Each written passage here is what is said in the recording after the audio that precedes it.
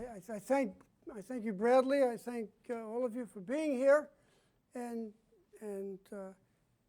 perhaps in some ways, based upon my long ago days at the Hudson Institute, thinking the unthinkable, I will try to be provocative in the course of this talk. What I'd like to do today is to focus a little bit on one key question that confronts the new administration, talk a little bit about today's nuclear world, which bears upon how that question might be answered, discuss why I think there are good reasons not to walk away from a nuclear disarmament agenda, set out a strategy for approaching a new nuclear disarmament agenda in a new administration, and then discuss that strategy in some depth, both in terms of looking long and throwing short, and then offer some very brief closing reflections. This is clearly a lot of ground to cover in approximately 50 minutes or so, and so I shall jump from mountaintop to mountaintop as I sketch the argument which exists in the full paper. One caveat up front. My paper assumes, and this talk assumes, that whomever is the next US president will remain engaged globally. Whether it's a Democratic president who remains engaged globally from the start, or a Republican president who does so after a period of agonizing reappraisal and then decides to remain engaged. Otherwise, I write a completely different paper. And so, all right. Okay, the question. In his Prague speech, President Obama committed the United States to the goal of a world without nuclear weapons. And the new administration is going to have to address a whole series of questions related to nuclear policy, posture, deterrence, as it comes into office.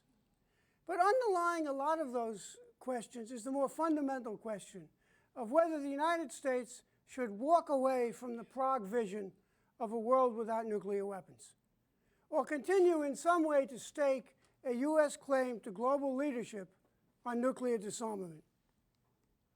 Now, my starting point in thinking about how to answer this question is what I think are the very sobering disappointments, challenges, and dangers of today's nuclear world. Today's nuclear world is most definitely not the nuclear world that President Obama envisaged in Prague in April of 2009. And I set out some of these. Perhaps most importantly, we confront the Putin's Russia, which is once again reinfatuated with the usability of nuclear weapons. We confront what I think is the US-China strategic relationship at a turning point where it is becoming quite conceivable that we will move to growing strategic competition between the two countries, driven by conflicting interests, by strategic uncertainties, and by mutual suspicion. We confront evolving proliferation challenges. Most importantly, I would argue, the fact that we have North Korea, which basically has emerged as a nuclear weapon state. It's not going to be rolled back. We have ISIS as a potential source of nuclear terrorism. We have an unprecedented polarization between parties to the Nuclear Non-Proliferation Treaty, the NPT, and the risk of this regime eroding. And finally, if we think about the world of today in terms of the nuclear phenomenon, we have a real, if incalculable, risk of the use of nuclear weapons for the first time since Hiroshima and Nagasaki. And there are various ways in which you could imagine a next use of nuclear weapons coming about, and not necessarily as a surprise. Now, against this background of today's nuclear world, some people would argue, say, hey, look, let's just end the lecture. It's all over. The answer to your question is quite clear. No, we should simply walk away from the Prague vision. We should not attempt to set out an agenda for nuclear disarmament because, given all those dangers, most of them having to do with a growing role for nuclear weapons in the world, how can you talk about a vision for nuclear disarmament?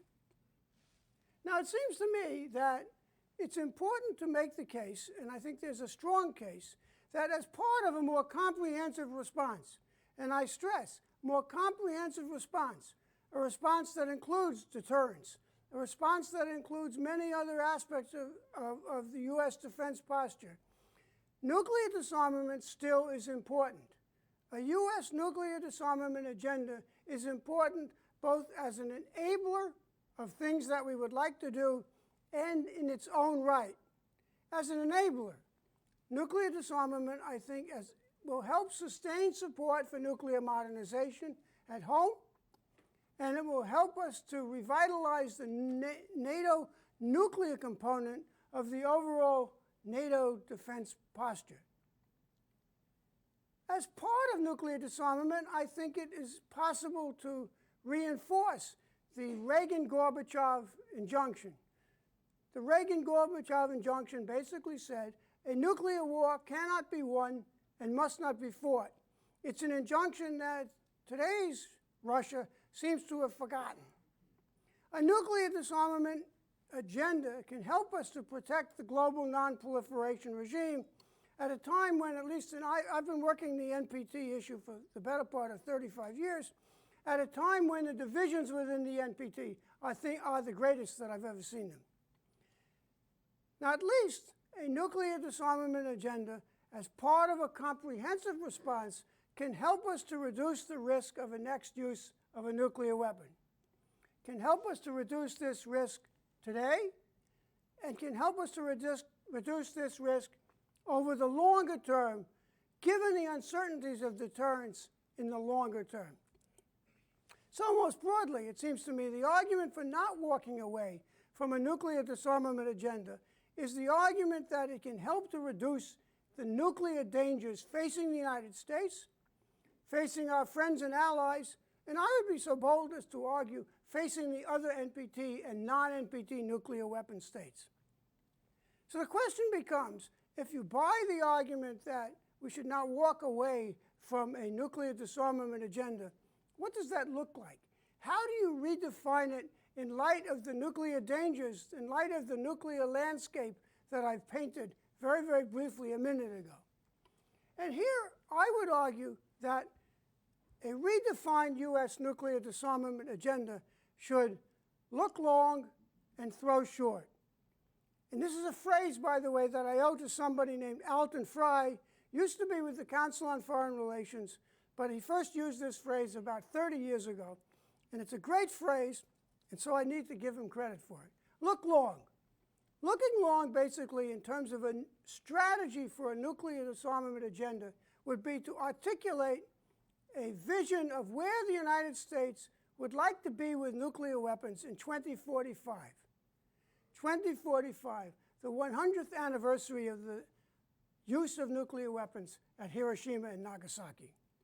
Throwing short, pursue near-term actions and initiatives. Near-term actions and initiatives to address today's nuclear dangers and to put in place the building blocks of this long-term vision. The building blocks of this long-term vision, or at least significant progress towards it. Okay, what's my long-term vision that I would propose? My vision is that by 2045, nuclear weapons have been eliminated strategically. And as a definition of strategy, I return to my old colleague at Hudson Institute, Colin Gray. Strategy, using all of the relevant instruments of power as threats or an action for the objectives of statecraft. So to eliminate nuclear weapons strategically would be to eliminate them as an instrument of power to be threatened or used for the objectives of statecraft as of 2045. Nuclear weapons would not have been completely abolished, dismantled, and eliminated physically. They would still exist in some degree, but they would no longer be instruments of statecraft. Why focus on 2045? To my mind, 2045 will be a date of great international salience. It is 100 years after the last use of these weapons, if we're lucky. And it is sufficiently in the future to put in place the building blocks of moving towards this vision. Okay, what about abolition? Here, I'm agnostic. I basically would reaffirm the basic NPT goal Legally, we're obligated to Article 6. Article 6 obligates us to pursue nuclear disarmament. But my first priority for a new administration in this redefined agenda would be to eliminate these weapons strategically. Okay, eliminating nuclear weapons strategically sounds nice. What does it mean? Okay, from a policy dimension, if we were to move to a point in 2045 in which nuclear weapons were no longer instruments of statecraft, what would that mean? It would mean that nuclear deterrence would no longer be seen as essential to protect national security and survival. Nuclear weapons would no longer be needed, as was once stated by an individual responsible for nuclear things in a particular country. Nuclear weapons would no longer be needed to provide warm comfort on cold nights. This is the ultimate hedge statement. Warm comfort on cold nights. The risk of terrorist use would probably still persist because nuclear weapons materials in some way would still persist. Here, policy. Think the relationship today between the US, UK, and France, in which nuclear weapons exist in each three countries, but they are definitely not instruments of statecraft. Operationally, what does it mean to eliminate nuclear weapons strategically? You reduce to minimum residual levels. You don't have operational deployments. There's no nuclear weapon testing. But you do have programs in place to ensure the safety and security of residual weapons. Basically here, think nuclear weapons moved into the back room somewhere. From an institutional and international dimension, there's no day-to-day nuclear planning. So Stratcom is not sitting out there, doing the PSYOP. The residual infrastructure exists, but the residual infrastructure is basically devoted to elimination, refurbishment as needed for safety and security, or it's mothballed. Again, you have skilled personnel for safety and security. And you have a whole series of international monitoring and verification arrangements to provide some sense that this actually is occurring. Here, think residual nuclear stewardship.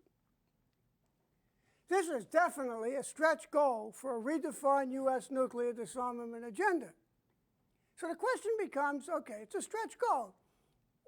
Can you identify the building blocks that would make it possible to move towards this world of 2045, or at least make a lot of progress towards it? That's my hedge phrase, you'll notice. There's a whole bunch of building blocks that I think you could identify. The starting building block clearly, and I'm not going to go through all of these, the starting building block is to deal with today's nuclear dangers. If you can't work today's problem, you're never going to get to the world of 2045. You're going to want to ultimately try to resolve and then deal with the underlying regional and political conflicts that drive and have driven acquisition of these weapons. You want to have effective nonproliferation. International institution building.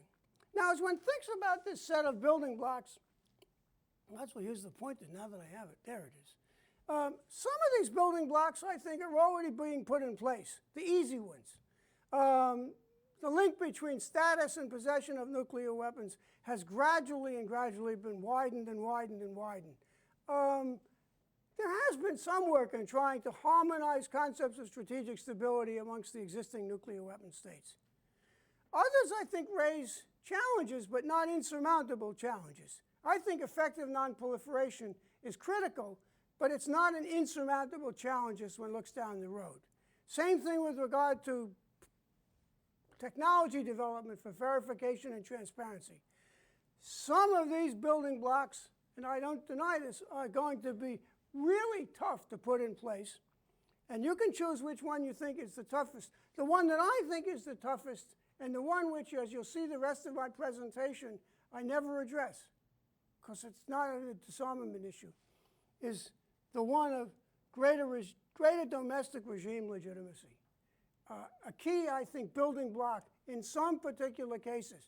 Pakistan's probably one in an important way. You could probably argue China and Russia in different ways. All right. So now, as one thinks about these building blocks, as one thinks about the possibility of putting in place a set of building blocks which would make it possible to move towards a world in which nuclear weapons have been strategically eliminated. It's important, and I don't think this is an unfair use of a deus ex machina on my part. It's important to focus on the impact of future strategic shocks. These are a wild card. And to remember that some of the most important strategic, political, military, institutional transformations that we have seen in the nuclear age have been the result of strategic shocks. World War II, a big strategic shock, leads to historic change in Franco-German relations. Basically, the leadership on both sides says that, hey, you know, we're going to get out of this cycle of 100 years of French-German wars. The Cuban Missile Crisis. The fact that the United States and the Soviet Union look at the possibility of a central strategic exchange between them is a very sobering experience, and it has a ripple effect in terms of the nature of the way the two sides try to regulate their political-military relationship. Some people at least argue, and I can't cite this because I can't remember where I ever heard it, but I think it's true. Some people at least argue that you cannot explain the Reagan-Gorbachev injunction of 1987, that a nuclear war cannot be won and must not be fought without Chernobyl. And the fact that Chernobyl irradiates a large chunk of what was then the Soviet Union, and suddenly the Soviet military starts to think to itself, you know, this stuff really is dangerous. Okay, looking from 2017 to 2045, it's hard not to believe that we're going to go through the next, you know, how many years it is, without another strategic shock between one or more of the five nuclear weapon states or the other nuclear weapon states. What's uncertain is whether this strategic shock, when it occurs, will strengthen resistance to moving towards strategic elimination, or will be a big push for the goal. And I think this is most evident with regard to a possible next use of nuclear weapons. I've written a bunch on this in different ways, and you can slice and dice it differently. In some ways, the next use of nuclear weapons is a real eye-opener. Convinces countries that, hey, these are really dangerous weapons and we need to move to do something with them. In other ways, it says, hey, wait, these are really useful weapons and maybe we should have them. So, but strategic shock, you have to bring that in. Okay, my bottom line, this for the front end of the talk. Strategic elimination, different people are going to judge out there in the room for themselves. What are the prospects for putting in place the needed building blocks? Even bearing in mind my point about strategic shocks. But it also seems to me you have to recall my earlier argument about the utility for the U.S. of setting out a nuclear disarmament agenda. It strengthens other policies to address today's nuclear dangers, partially as an enabler, partially in its own right. So my bottom line is a new administration should make elimination of nuclear weapons strategically, as means of statecraft, its look-long vision. Okay, so, all right, you have a look-long vision. Remember, you're supposed to look long and throw short. As one thinks about throwing short, we're dealing with a whole set of different initiatives designed to address today's nuclear dangers, designed to put in place the building blocks of that long-term world. Some of these, I think, have to do just with what we say, the setting out a strategy and vision. Some of them have to do with trying to sustain, revitalize, or extend an ongoing process related to nuclear disarmament. And some of them are putting in place the technical, institutional, and other building blocks of a world in which you have moved towards or achieved the strategic elimination of nuclear weapons. So what I want to do now is I want to go through all of these, some in more depth than others, but to give you a flavor. Okay, the first thing, which I will not do because I've already done it, is the first thing that a new administration would do would be to set out its look-long vision. if it buys into the strategy, the Dunn strategy of look long and throw short, it would set out a vision of where it would like to be with nuclear weapons in 2045. And I don't have to reiterate the arguments. At the same time, the next administration, almost certainly, is going to do a new nuclear posture review.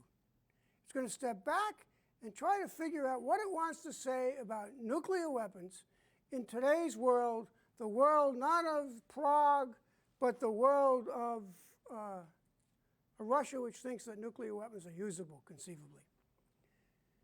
Now, as it thinks about the new nuclear posture review, one question it's going to confront will be whether to reaffirm some of the points made in the old nuclear posture review of 2010. And not only reaffirm, but actually try to carry them forward in some ways as part of building towards this look-long vision. And here, my argument would be, yes, it ought to reaffirm bilateral dialogues, the pursuit of bilateral dialogues on strategic stability with Russia and China, if reciprocated. It ought to continue the commitment not to develop new nuclear warheads. More interesting, it seems to me, is that there are places where in a new nuclear posture review, a new administration, without too much difficulty, could actually not only reaffirm some of the elements of the 2010 NPR, but carry them forward. The 2010 nuclear posture review rejected the idea of a sole purpose policy, stating that the sole purpose of nuclear weapons is to deter the use of other nuclear weapons. At this point in time, I would continue to reject that sole purpose policy, mostly on the grounds of the signal change would send to the Russians. But at the same time, it would seem to me possible to set out the conditions that would allow such a doctrine. The 2010 NPR says, well, we're going to try to work to the conditions. Well, tell me what the conditions are. You could try to set those out. The 2010 nuclear posture review the 2010 nuclear posture review basically rejects the idea of de-alerting all of America's nuclear forces. It commits to maximize the president's time for making a decision about the use of nuclear weapons. It seems to me that the next nuclear posture review should take the same course. I would argue basically because, again, the signal to the Russians that I don't want to send by de-alerting any of my additional nuclear forces at this time. At the same time, it seems to me that a 2018 nuclear posture review could very well propose that the United States and Russia at the senior level sit down and try to discuss what is the full set of actionable measures that the two sides could take to reduce to an absolute minimum the risk of nuclear use. So we're not prepared to go down the road of de-alerting, but we want to shift the decision, shift the nature of the debate, and so we could do that. So we signal restraint. Let me continue down my little. I think part of the new agenda for nuclear disarmament, in terms of throwing short, will be the issue of how do you revitalize, sustain the US-Russia nuclear arms control process. It raises the question of why. What do we care? Why do we care about US-Russia nuclear arms control? I think in part we care because it provides needed transparency and insights, and this is in the interest of both sides. I think we care because it has an important payoff to both the United States and Russia in terms of the Nuclear Non-Proliferation Treaty. Not that any country anywhere is going to seek nuclear weapons or not seek nuclear weapons because of what the US and the Russians do. I do not want to be tagged with that canard. But at the same time, whether the United States and the Russians are engaged in a process of nuclear arms control has something to do with the overall support for this treaty, the overall legitimacy of this treaty, and its overall credibility. And the treaty still remains important to us. How do you do this? How do you manage to convince or try to convince Putin's Russia that it's in its interest to come back into a process of nuclear arms control with the United States. I think you need a mix of approaches. I think you need an approach which basically signals our readiness to cooperate strategically, to put all the issues on the table, which I think includes missile defenses. It also requires an approach which continues to press the Russians to come back into compliance with INF. But importantly, it requires driving home to the Russians that a breakdown of this process will mean that they have less control over U.S. nuclear decisions, U.S. strategic decisions, and they will be worse off because of it. Now, let's say one goes down this path. I think there are three different pathways that you could consider if you were able, and I'll come back to this point, to re-engage the Russians in the nuclear arms control process. I would set aside the type of proposals the Obama administration has made for incremental reductions. I think the time has come to propose to the Russians, let's just step back. Let's do a joint, zero-based review of what role arms control has in the US-Russian relationship. My image here really is to come back to the late 1960s when you actually raise the question is, can this process of arms control move our strategic relationship in a direction that's in the interest of both countries? And this type of a back-to-basics review would revisit strategic concerns on both sides, would put everything on the table. It wouldn't be negotiations at this stage. It would be trying to identify the packages of restraints, some formal, some not formal, that you could put into a comprehensive post-START regime after START will either expire or be moved forward or extended in 2021. I would prefer to do this officially. If I can't do it officially, I would propose that it be done semi-officially by a sort of group of the traditional graybeards on both countries. Second pathway would be to explore possible reassurance, predictability, and transparency measures. There's a long history in this area, beginning way back in the 1971 Accident Measures Agreement, carried forward in dozens of proposals from the United States to the Russians with regard to how you might do reassurance on missile defenses to meet Russian concerns.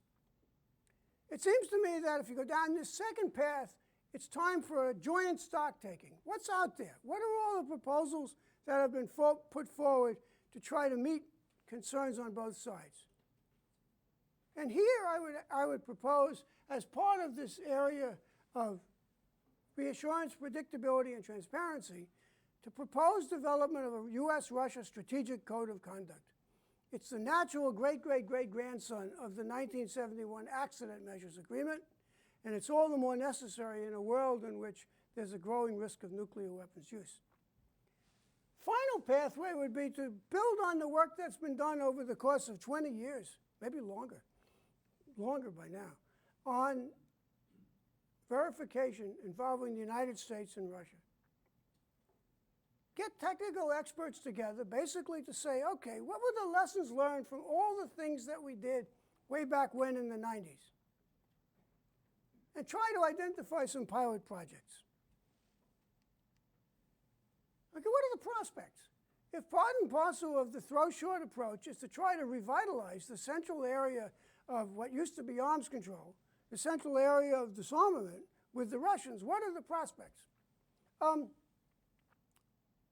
Clearly, the reemergence of a Moscow ready to cooperate is not going to happen all at once. You know, under Putin's leadership, and it might not happen at all. It might be the case that a new administration tries to convince the Russians that it's in our interest to go down this path. It's in your interest to go down this path because otherwise we're going to run free and clear. And the answer is just no. It's just the same answer that the Obama administration has gotten. I think that the Russians' readiness to participate in this phenomenon, the International Partnership for Nuclear Disarmament Verification, which somebody decided to call IPNDIV, the Russian readiness to participate in this international partnership, I refuse to call it imperative. And this international partnership, it's a positive sign. It's a suggestion that they are prepared to step back in slightly.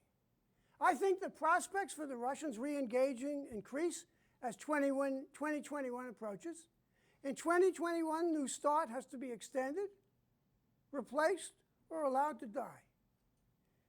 And given Russian strategic, political, and economic interests, I think the fact of that deadline is important to suggest to them that maybe we should get back involved. I think it's reinforced, by the way, by the 2020 NPT Review Conference. The Russians, like the United States, have an important stake in a credible NPT. 2020 will be a critical review conference in which three things are going to come together simultaneously. It'll be 50 years after the NPT was open for signature and went into effect. It'll be 25 years after the NPT was indefinitely extended. And it'll be 75 years after the use of nuclear weapons at Hiroshima and Nagasaki. So 2020 is going to be different. And I think the Russians are going to recognize this. I think there are two important wild cards to help make my case. You know, you'll see my case. My wild cards are important to my argument because you're all a bunch of skeptics, hard thinkers. So I bring in wild cards. I think North Korea is a wild card. My guess is that somewhere within the next year, 2 years, who knows, 6 months, the North Koreans will be confirmed to have an ICBM that can target my old homeland, the Bronx. I think that's going to be a game changer in U.S. thinking about these issues. Because at that time, a very, very unstable, forget regime, very, very unstable individual is going to possess a capability to bring nuclear destruction to cities in America. And at that point in time, I think the choice it will confront the Russians with is, well, how do we influence the way the U.S. responds to what I believe will be like Sputnik? How do we influence the way the United States responds? Do we re-engage with the United States on arms control? Or do we just live with the consequences and do our best based on U.S. unilateral actions? My final wild card is a new U.S. president. I think this will make a difference for reasons that we can go into in questions. But I believe that a U.S. president provides an opportunity on both sides, particularly in the Russian case, to change. All right. What about the Chinese? Oh, wait. All right. I was about to get off of Russia. I'm sorry. If one thinks about the Russia situation and the nuclear dangers, within a nuclear disarmament agenda, part of dealing with today's nuclear dangers to get us towards the look-long vision is to deal with a Russia that has become, at least it can be credibly argued, re-infatuated with the usability of nuclear weapons. To my mind, this is the most worrisome thing today, particularly in Europe, but more broadly. So part of the challenge of a new nuclear disarmament agenda is to revitalize the Reagan-Gorbachev injunction. The cornerstone, to my mind, of doing this is for U.S. and NATO to act and take actions that make clear to the Russians that the use of nuclear weapons is not a path to success in some type of a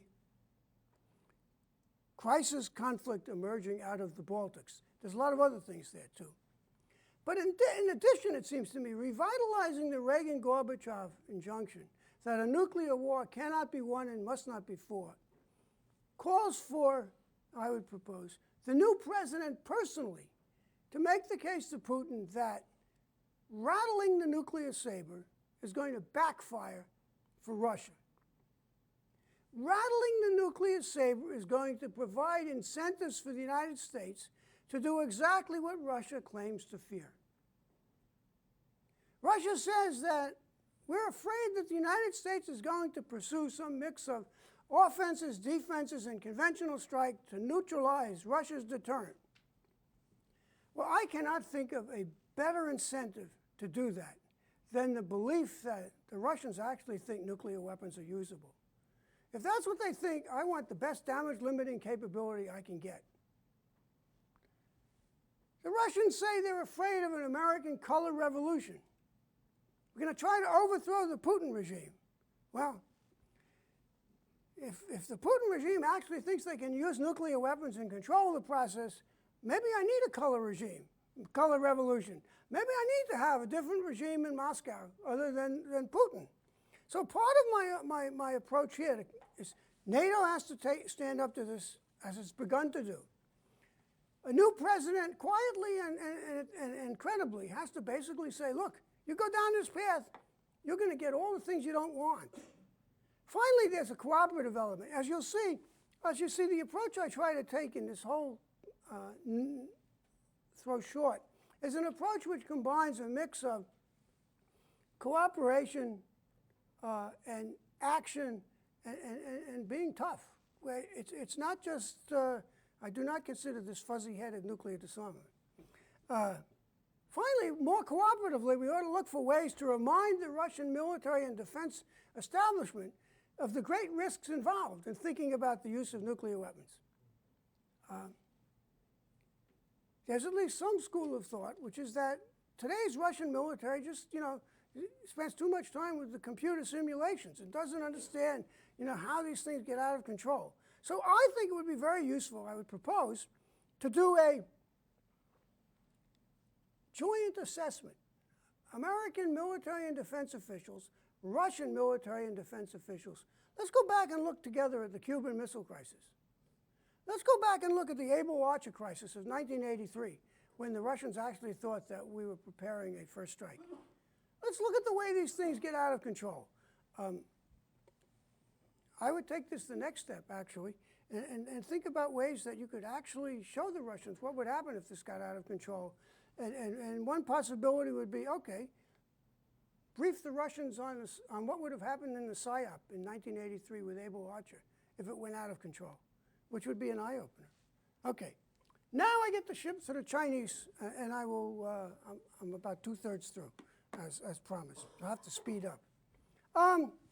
By now, if you look at the Chinese, in terms of throwing short, if I'm going to deal with today's nuclear dangers, I have to deal with the possibility of strategic competition between China and the United States.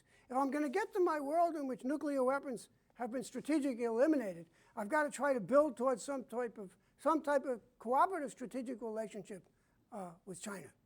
By now, the U.S. and the Chinese, we understand, very well what each of us is concerned about. We understand their concerns. They understand our concerns. There's a whole bunch of proposals on the table. And the relationship, I think, now is at a crossroads. We're either going to be able to deal with some of these concerns and uncertainties, or we're going to find ourselves competing more and more strategically, and not, just as we're competing more and more in other regions. I would argue, and I can go into this in detail in questions, it's not either in U.S. or Chinese interest to go into greater strategic competition. We do not need a strategic arms race with China, and they don't need it with us. So it strikes me that a new administration, as part of this redefined agenda, would send two messages. One, a message that cooperative engagement is good for both of us, and two, a message that, well, look, if you guys don't want to cooperate, we're going to do whatever is necessary to lessen our concerns. We're going to act unilaterally. With that sort of a starting point, one next step is to try finally to move towards a process of strategic reassurance between the United States and China. A possible process which could begin with, there's all these proposals out on the table. There's all these reasons why each side, is concerned about the other. So let's let a new administration propose an official joint assessment of what the concerns are and the measures that are out there to deal with them. Take those measures, add other measures, think in terms of packages of reassurance measures to try to address the concerns, and ultimately to try to come to some pilot projects.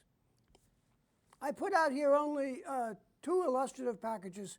which I'll come back to in terms of questions, but I think I should move myself forward. One tries to address Chinese concerns, one tries to address US concerns.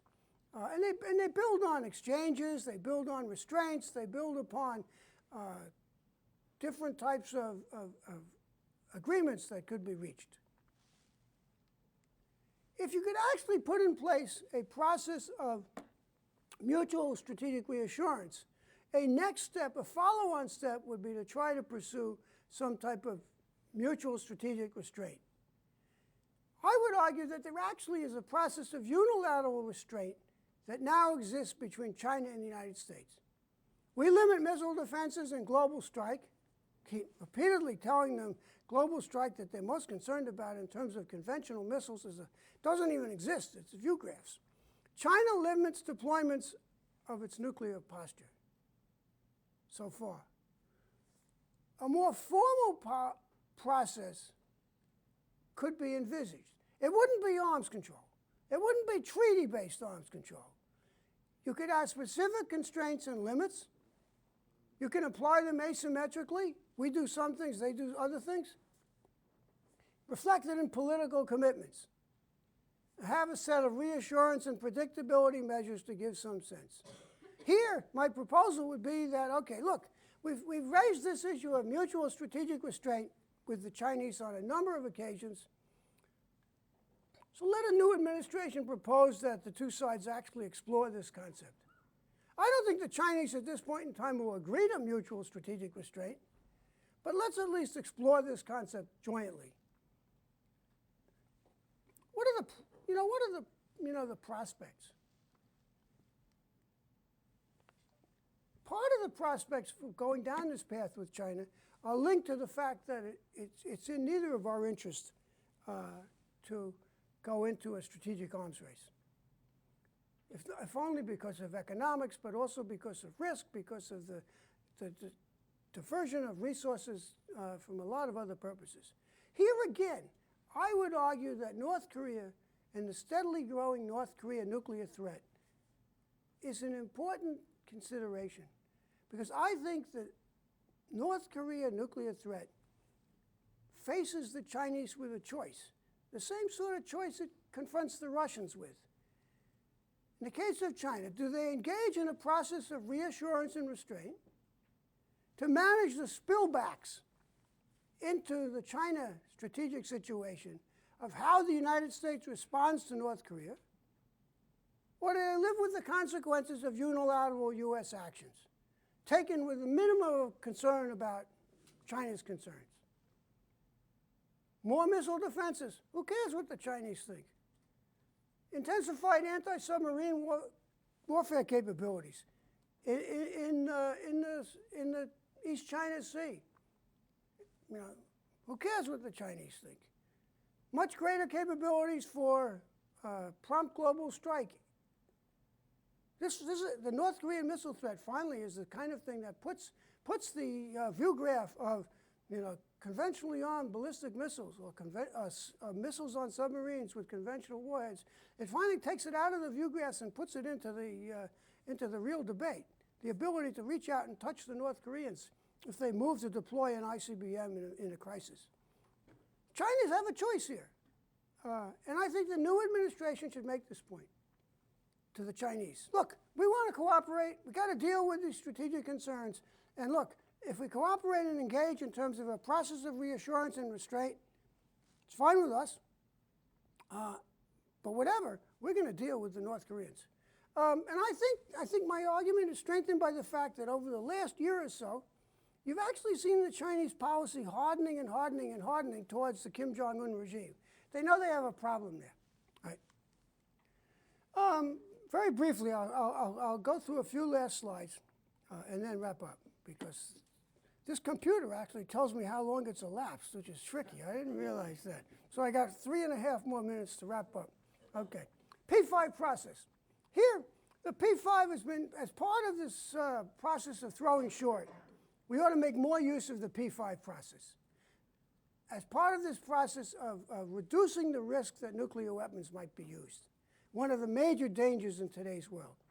And here I would argue that the time has come for the P5, the 5 NPT nuclear weapon states, you know, the United States, the Russians, the Chinese, the French, and the British, to put on their agenda at these annual meetings that they hold, and in the interim, discussions of how might nuclear weapons be used in the world of today, and how can we cooperate to prevent that. As elsewhere, the question is, well, is anybody going to participate, be a partner? And my own reading of this from talking to a bunch of the P5 diplomats and others is that I think there's a recognition that there's a need to move in this direction. Part and parcel of a new administration's approach to throwing short has to be to decide what it wants to do with the two outstanding, you know, pieces of multilateral nuclear disarmament: the fissile material limits and nuclear testing. Since this is Livermore, I'll focus only on nuclear testing. My going-in assumption is that the new administration will continue the moratorium. I mean, there's no support for resuming nuclear, testing. The real question is whether and how to seek Senate ratification of a CTBT. I would argue that the United States now has the worst of both worlds. We're not going to resume nuclear testing.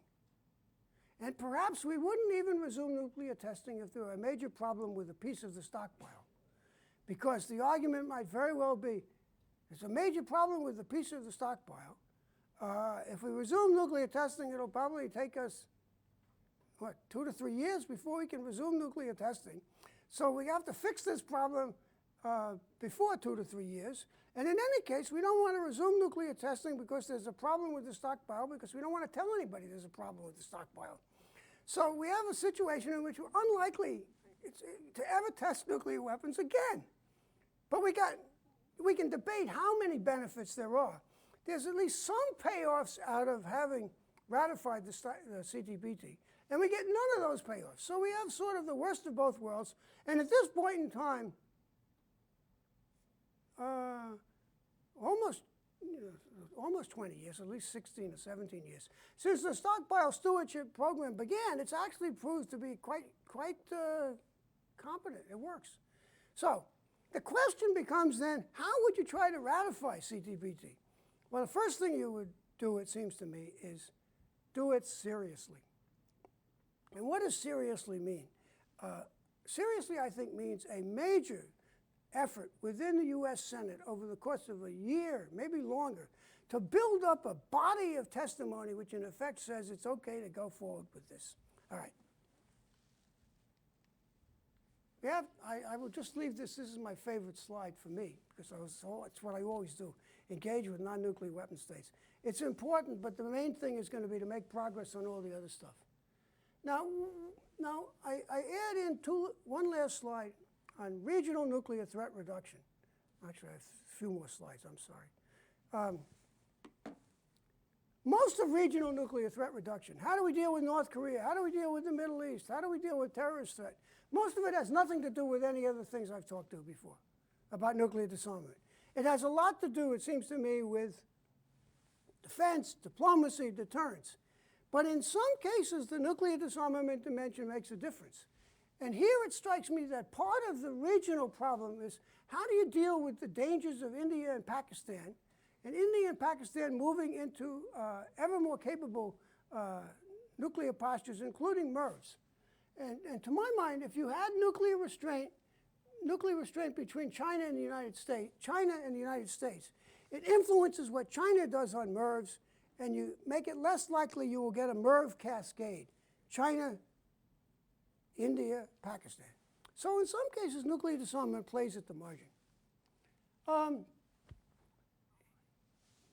We've done a lot of work on the whole question of all the things we need to know if we were going to move into the monitoring, verification of nuclear warheads across the life cycle. The international partnership is beginning to pull this material together internationally. And I think the key thing here for a new administration is to support it and to begin to think about what happens afterwards. All of this stuff, in terms of nuclear disarmament ultimately depends upon whether there's confidence that if there is an agreement, countries will stick to it. And so part of the problem we confront is compliance confidence building. And here the key will be to, I think, work three problems as part of a throw-short strategy. A new administration has to continue to work INF compliance, which I've touched upon. It has to continue to work the issue of Iran. And finally, it has to think about, if you ever get into a process of restraint with China, you have to work to try to ensure that that process builds confidence and doesn't reduce confidence. And that, to my mind, means doing less rather than more. All right, final slide. All right. A redefined U.S. nuclear agenda for disarmament should be part of an overall approach to reduce the nuclear dangers.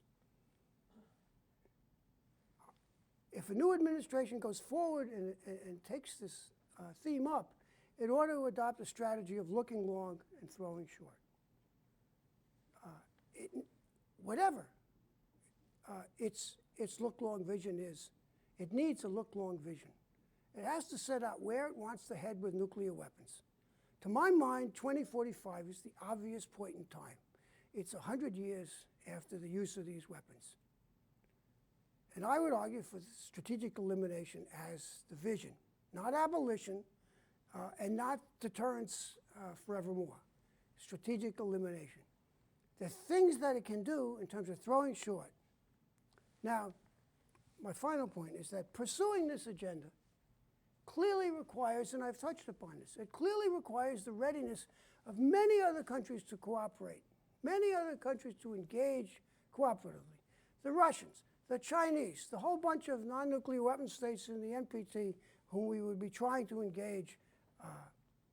And I think the biggest criticism, to my mind, the biggest criticism of the talk I've just given is the criticism which reflects skepticism about the readiness of others to engage. I think we can quibble about the specifics. You know, well, do you want to do this with the Russians? Do you want to do that with the Chinese? Do you want to do this with a fissile material treaty? Do you really want to try to ratify CTBT? But the biggest overarching criticism of this argument that nuclear disarmament should be part of a new administration's agenda to deal with nuclear dangers, is that, well, you know, may sound good on a Thursday afternoon out here in Livermore, but, you know, it won't sound so good in downtown Beijing, and it won't sound so good in downtown New Delhi, and it won't sound so good in Putin's Russia, and so on and so forth. My answer to that is I think for all of those countries, there are good reasons for them to engage, good reasons why it would serve their security interests, their political interests, their economic interests. And that part of a new agenda has to be action by a new administration to drive those reasons home. And part of the way to drive those reasons home with the two most important pieces of this agenda, the Russians and the Chinese, is basically to send a message to them that they have a choice. The choice is either going to be to engage cooperatively with us or to watch us go off on our own and do what we need to do to protect our own security and to protect ourselves from nuclear weapons. And that if they don't want to engage, that's their choice. And so in that sense, it seems to me this is part of the agenda.